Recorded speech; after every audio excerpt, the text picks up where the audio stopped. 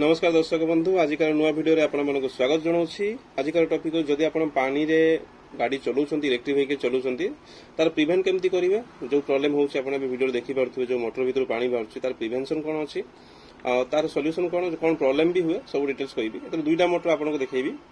First motor जो खोला होछ देखुछंती जो कंप्लीटली पानी अछि तो मोटर एक्चुअली जो IP64 या 67 जो वाटर जो रेटिंग रहउछि पानी पई जो कहउछंती waterproof actually waterproof no water resistance जदि आपण पानी कोठी हेइछि बुडे की मोटर पळै जाउछंती वांस तो चलिबो बट जदि आपण कंटीन्यूअसली से सेम जो हाइट रे पानी रे आपण कंटीन्यूअसली जिबासिया करछंती वर्षा टाइम रे तो फर्स्ट स्टार्टिंग रे किछि बुझा पड़े नै पानी स्लाइटली सडनली सब माने एकाथरे पसी पारेनी तो ताकू टी टाइम दरकार तो कंटीन्यूअसली आपण जदि जाउछंती से कंडीशन ले तो धीरे धीरे टाइम टू टाइम नै की से पानी कंप्लीटली फुल हो जो मोटर जो प्रॉब्लम अच्छी क्रिएट हम ता सहित आपंकर जो साउंड करवा अटकी जावा झटका दबा ये सब जिन क्रिएट होगी लास्टली फाइनाली मोटर आपंकर बंद हो। फास्ट प्रिवेंट केमती करेंगे फास्ट जदि आपण हब मोटर कौन गाड़ी आप यूज करुँच जो तार बैक पछरे जो मोटरटा लगुच टायर सहित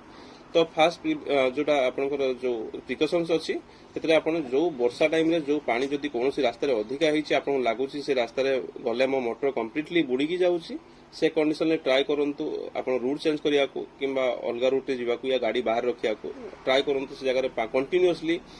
बार बार दिन थर 4 थर 5 थर से पानी रे बुड़ेई की मोटर को आपन न नियंतु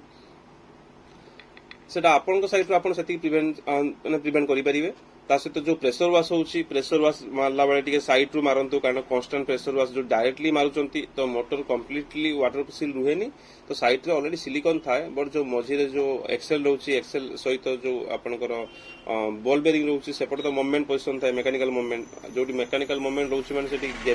गैप जो रुहे जो स्लाइटली जो गैपिंग आसीबो सेतले पानी गारंटी पसिबो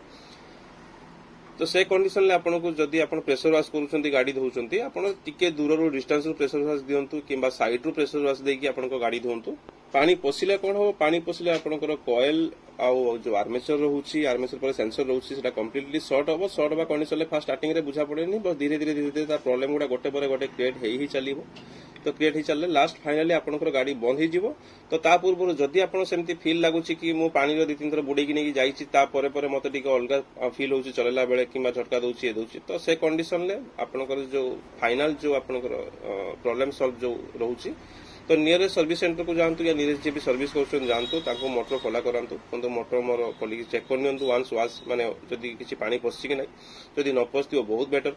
जदि पसिछि ताहले डेफिनेटली ताको वाश करंतु क्लीन करंतु जदि आपण न पारुछंती आपण नियरेस्ट सर्विस सेंटर जी भी अछन ताको देकी आपण मोटर वाश करि नियंतु। बाकी पानी पसिले खाली मोटर रे पानी पसिले प्रॉब्लम होएनी मोटर पानी पसिला परे भी बहुत सारा जिंस शॉर्टिंग इशू आसे जेंति सेंसर रहउची या कॉइल शॉर्ट होउची से सब भी प्रॉब्लम क्रिएट हुए। एबे नेक्स्ट मोटर इशू देखंतु नेक्स्ट मोटर जो साउंड आपण सुनि परथुवे जो हमिंग साउंड रहउची बेरिंग साउंड रहउची एक्चुअली बेरिंग कटि जाईची ता साउंड रहउची तो बेरिंग केमती कट